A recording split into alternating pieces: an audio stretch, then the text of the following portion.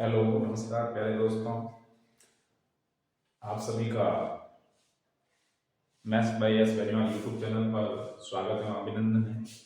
आज हम प्यारे दोस्तों पढ़ने वाले हैं, एक साइंस के अंदर टॉपिक है यौगिकों के रासायनिक सूत्र लिखना। ये 9th और 10th का कॉमन टॉपिक है और आगे भी फ्यूचर में भी यदि आप साइंस स्ट्रीम में जाते हैं तो 11th और 12th में बीएससी में आगे भी कंटिन्यू जारी रहता है। लेकिन इस यौगिकों के रासायनिक सूत्र की शुरुआत है 9th क्लास से होती है और 10th में भी है। तो इसलिए आज यौगिकों के रासायनिक सूत्र के बारे में थोड़ी बहुत चर्चा कर लेते हैं। उस सूत्र का निर्माण कैसे होता है, सूत्र को लिखा कैसे जाता है। तो इस रासायनिक सूत्र को लिखने से पहले हमारे को सबसे पहले उस एलिमेंट्स के परमाणु क्रमांक ध्यान में होना चाहिए और उस एलिमेंट के संयोजकता पता होना चाहिए हमारे को। संयोजी कोष में उपस्थित इलेक्ट्रॉन कितने हैं और कुछ ऐसे यौगिक हैं, जैसे बात करें एक सामान्य नाम लेते हैं जैसे सोडियम क्लोराइड।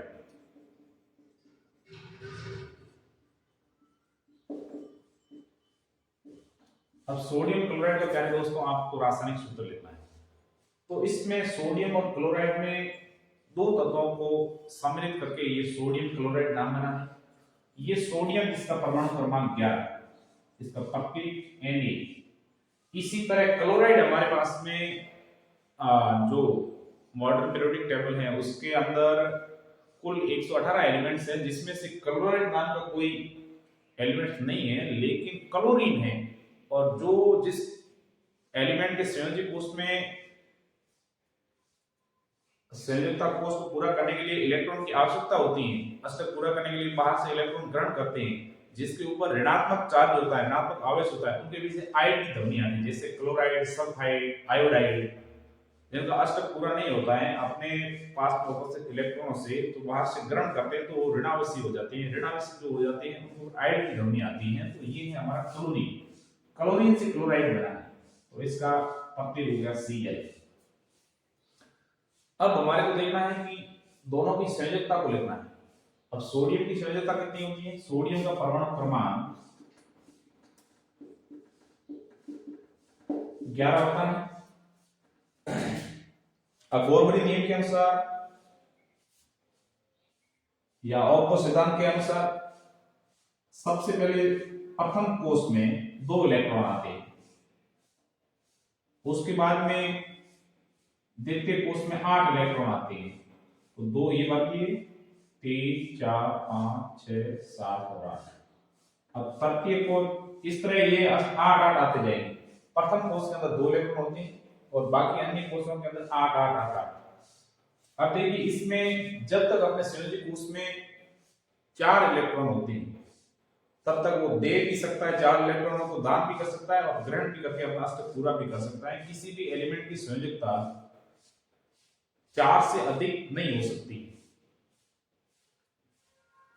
तो हमारे 8 इस कोष के अंदर इलेक्ट्रॉन हो गए द्वितीय कोष के अंदर, और प्रथम में 2 हो गए 8 और 10 हो गए। इसका परमाणु क्रमांक जितना उसका परमाणु क्रमांक है, जब तक एलिमेंट्स का प्रतीक उदासीन है, कोई ऊपर प्लस और माइनस का आवेश नहीं है, तब तक उसके जितने परमाणु क्रमांक है उतने इलेक्ट्रॉन होते हैं। इसका परमाणु क्रमांक 11 तो इलेक्ट्रॉन भी 11 है और प्रोटॉन भी बराबर होती है। परमाणु क्रमांक, इलेक्ट्रॉन और प्रोटॉन तीनों इक्वल होते हैं, लेकिन न्यूट्रॉनों की संख्या भिन्न भिन्न होती है, उसके परमाणु क्रमांक के इक्वल नहीं होती है। तो इसमें 11 इलेक्ट्रॉन है, 2 प्रथम कोष में भर्ती है, 8 द्वितीय में, 8 और 10 एक तृतीय में। तो जो किसी भी तत्व के संयोजी कोष में उपस्थित इलेक्ट्रॉनों को उसकी संयोजकता कहलाती है। अब संयोजी कोष मतलब सबसे बाहरी कोष, तो इस बाहरी कोष में 1 इलेक्ट्रॉन है, तो इसकी संयोजकता हो गई हमारे सोडियम के लिए 1। अब प्लस की में 1 इलेक्ट्रॉन, इसका मतलब क्या है? ये 1 इलेक्ट्रॉन दान करेगा, दे सकता है, क्योंकि इसको अष्टक पूरा करने के लिए 7 इलेक्ट्रॉन की आवश्यकता है, इसलिए 7 इलेक्ट्रॉन ग्रहण करना इम्पॉसिबल है, इसलिए ये 1 इलेक्ट्रॉन दान करने की अपनी कैपेबिलिटी रखता है।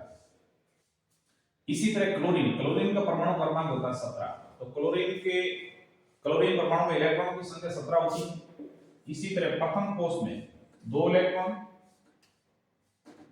द्वितीय कोष में 8 इलेक्ट्रॉन और तृतीय कोष में 7 इलेक्ट्रॉन है।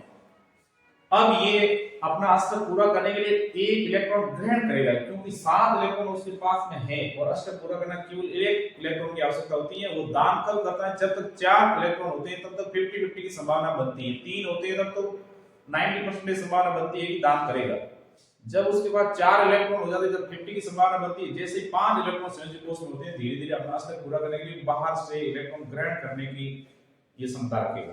तो इसलिए इसके 7 संयोजी कोष में इलेक्ट्रॉन है, एक इलेक्ट्रॉन ग्रहण करेगा। तो संयोजी कोष में अब इसकी संयोजकता निकालनी है तो 8 - 7 बराबर 1।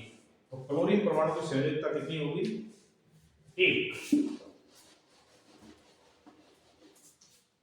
जब तक परमाणु के अपने आप में 4 इलेक्ट्रॉन होते हैं तब तक तो वो जो जितने संयोजी कोष में इलेक्ट्रॉन है वही उसकी संयोजकता होती है। जैसे जैसे 4 से ऊपर बढ़ते हैं, जैसे 5 आ गए तो 8 में से कितने कम पड़ रहे हैं? 3, तो उसकी संयोजकता 3 हो जाएगी। जैसे संयोजी कोष में 6 इलेक्ट्रॉन आ गए तो संयोजकता 2, जैसे 7 हो गए तो 1। जैसे माना कि क्लोरीन के बाद में आर्गन है, 18 उसके इलेक्ट्रॉन है, पहले कोष में 2, दूसरे में 8, तीसरे में 8, 16 और 18 हो गए।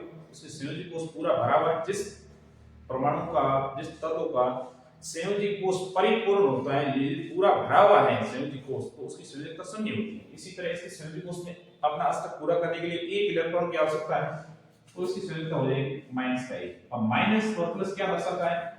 ये आवेश को दर्शाता है कि इन्होंने अस्तर पूरा करने के लिए एक इलेक्ट्रॉन को ग्रहण किया है और इन्होंने एक इलेक्ट्रॉन को दान किया है। तो अब देखिए कैसे सूत्र लिखते हैं। ये एक, अब ये एक एरो कितने से इसके आगे लिखा जाएगा, ये इसके आगे लिखा जाएगा। लेकिन या मेरा कहने का तात्पर्य ये है कि जब दो तत्वों की या 3 तत्व आपने साथ में लिए उसका रासायनिक सूत्र लिख रहे हैं तो उनकी संयोजकता जब इक्वल होती है तो उसको लिखा नहीं जाता, भले 2 या 2 आ जाता, 3 आ जाता। जब संयोजकता एक दूसरे के विपरीत होती है तब उनको लिखा जाता है। एक को तो कभी लिखा ही नहीं जाता है, एक तो ऑलरेडी ये है। ये संयोजकता ये बताएगा कि यहाँ सोडियम एक परमाणु है, तो इसका सूत्र हो गया NaCl। तो सोडियम क्लोराइड, जिसको साधारण नमक कहते हैं, जो अपन दैनिक जीवन में उपयोग में लेते हैं, उसका रासायनिक नाम सोडियम क्लोराइड है, लेकिन उसका रासायनिक सूत्र NaCl। इसी तरह प्यारे दोस्तों अगले कोई रासायनिक सूत्र लिखने का प्रयास करते हैं। जैसे बात करें कॉपर सल्फेट की,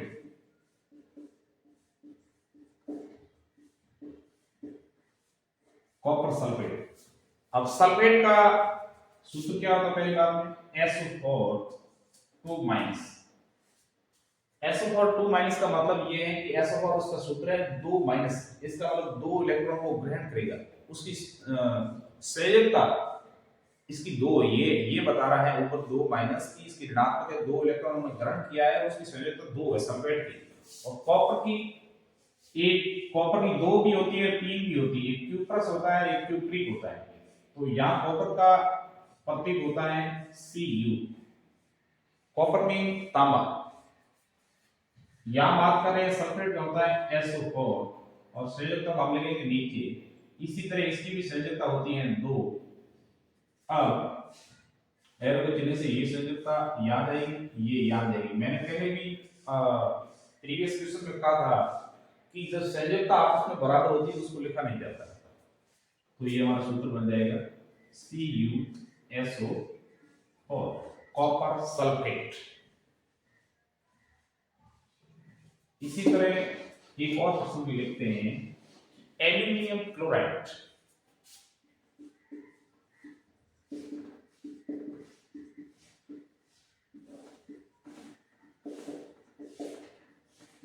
एल्यूमिनियम का प्रतीक Al होता है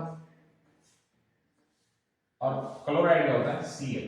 अब एल्यूमिनियम का परमाणु क्रमांक होता है 13, तो इसमें इलेक्ट्रॉन भी कितने हो जाएंगे? 13। प्रथम कोष में 2 इलेक्ट्रॉन आ गए, द्वितीय में आ गए 8, तृतीय में आ गए 8 और 10 और 3। तो इसकी संयोजकता कितनी होगी एल्यूमिनियम की? 3। इसी तरह क्लोरीन की संयोजकता हमने पिछली बार निकाली थी, प्रथम कोष में 2 इलेक्ट्रॉन, द्वितीय में 8 और तृतीय में 7 है, तो 8 - 7 करेंगे बराबर 1। अब ये यहां लिखी जाएगी, ये यहां लिखी जाएगी, तो AlCl3। एल्यूमिनियम क्लोराइड का प्यारे दोस्तों हमारा रासायनिक सूत्र हो गया AlCl3। इसी तरह बहुत सारे एग्जांपल है प्यारे दोस्तों, तो आप ध्यान से देखिए, ये 9th क्लास का महत्वपूर्ण टॉपिक है। 9th क्लास की शुरुआत होती है रासायनिक सूत्रों को लिखना, और जब तक आप साइंस स्ट्रीम में रहते हैं तो अंत तक केमिस्ट्री तक ये कंटिन्यू बनी रहती है। आपको प्यारे दोस्तों ये समझ में आया है तो लाइक एंड शेयर करें। इसी के साथ मैं आपसे विदा लेता हूं। धन्यवाद।